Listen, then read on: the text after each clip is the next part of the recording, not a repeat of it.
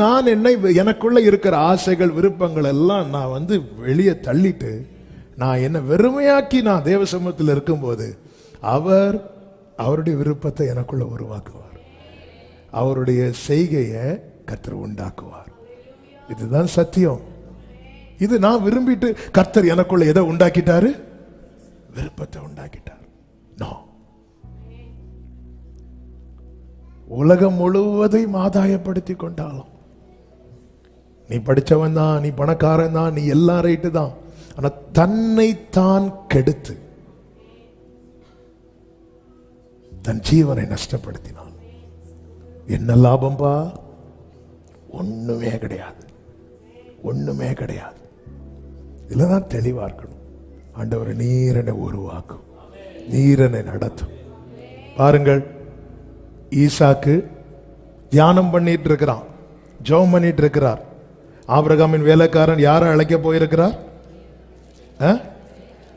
ரெபேக்காள். ஆதியாகமம் 24வது அதிகாரம் 63 ஈசாக்கு சாயங்கால வேளையிலே தியானம் பண்ண வெளியிலே போயிருந்து தன் கண்களை ஏறெடுத்து பார்த்தபோது ஒட்டகங்கள் வர கண்டான். ஜெபம் பண்ணி முடிச்சதும் யாரை பார்க்கிறான்? ரெபேக்காளை பார்க்கிறான். பார்த்தானா இல்லையா? அடுத்த வசனம் ரெபேக்காளும் 66வது வசனம். ஊழியக்காரன் தான் செய்த சகல காரியங்களையும் ஈசாக்குக்கு விவரித்து சொன்னான். ஜெபம் பண்ணி கண்ணை திறந்து பார்த்ததும் ஓடி போய் ரெபேக்காளை தூக்கிட்டு வீட்டுக்குள்ள போகல. இப்படி பார்த்து ஜெபம் பண்ணிட்டு பார்த்து, ஆண்டவரே என் கண்ணுக்கு காட்டுங்க, கண்ணு காட்டுங்க. சிலது காட்டும் போது வேண்டாம் ஆண்டவரே, வேற அப்படி இல்லை, அட வேண்டாம், நான் கண்ணை தெரியாம திறந்துட்டேன், ஏதோ ஒரு பூச்சி வந்து ஆண்டவரே வேற கொஞ்சம் நல்லதா, அப்படி இல்லை. அவன் கண்ணை திறந்து பார்த்துட்டு உடனே ஆமீன் போடல, டீட்டெயிலா கேட்கிறான். மனசுல ஒரு சமாதானம் வந்ததுக்கு அப்புறம், ஒரு தெளிவு வந்ததுக்கு அப்புறம், ஓகே, இதுதான் வேதம் நமக்கு அழகா காட்டி தருது. இயேசு ஜெபம் பண்ணி முடிச்சதும் வசனத்தை கொண்டு வந்தது யாரு? சாத்தான். அதனாலதான் தெளிவுள்ளவர்களாயிருங்கள், தெளிந்த புத்தி உள்ளவர்களாயிருங்கள் வேதம் சொல்லுது. ஹல்லேலூயா.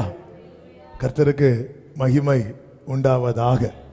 இன்னைக்குள்ள கட்டுகள்லாம் கடந்த 2 வாரத்துக்கு முன்னாடி ஆபீஸுக்கு ஒரு போன் வந்ததை சொன்னாங்க. ஒரு சகோதரி அப்படி அழுதுட்டு போன் பண்றாங்க.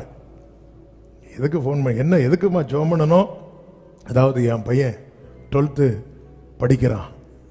சரி, 12th படிக்கிற பையன் ஒரு பிள்ளை விரும்புறான் பாஸ்டர் அப்படி சொல்லிட்டு ஒரே அழுக. சரி சரிம்மா, ஆண்டவர் விடல. அதுக்கு இல்லை பாஸ்டர், இப்ப அந்த பிள்ளை வேற ஒரு பையன் கூட பேசிட்டு இருக்கிறான், அந்த கான்ட்ராக்ட் கட்டாக. இப்ப அந்த பிள்ளை வேற ஒரு பையன் கூட பேசுறதுனால என் பையன் ரொம்ப பாதிக்கப்பட்டிருக்கிறான்.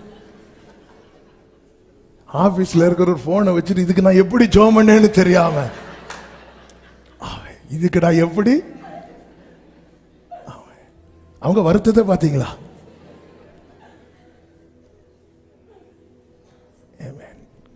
நம்ம சிரிச்சிட்டு இருக்கிறோம், அவங்க பார்த்துட்டு இருந்தா சாரி சிஸ்டர். அதனாலதான் பேர் ஊர் ஒண்ணுமே சொல்லல. இல்ல, அப்ப எந்த அளவுக்கு போயிட்டு இருக்கு. கைகளை உயர்த்தி,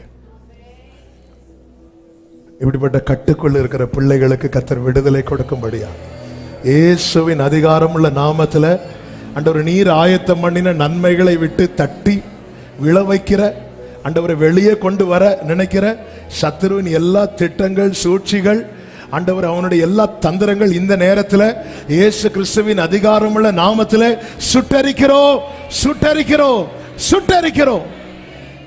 கர்த்தர் இறங்கி விடுதலை கொடுப்பீரா, கர்த்தர் விடுதலை கொடுப்பீராக. ஆண்டவரே, அப்படியே இந்த தற்கொலை எண்ணங்கள் ஆண்டவரே யாருக்குள்ள இருந்தாலும் இயேசுவின் நாமத்தில் அது மாறுவதாகப்பா, அது விலகுவதாகப்பா, இயேசுவின் நாமத்தில் விடுதலை உண்டாவதா. ஹல்லேலூயா.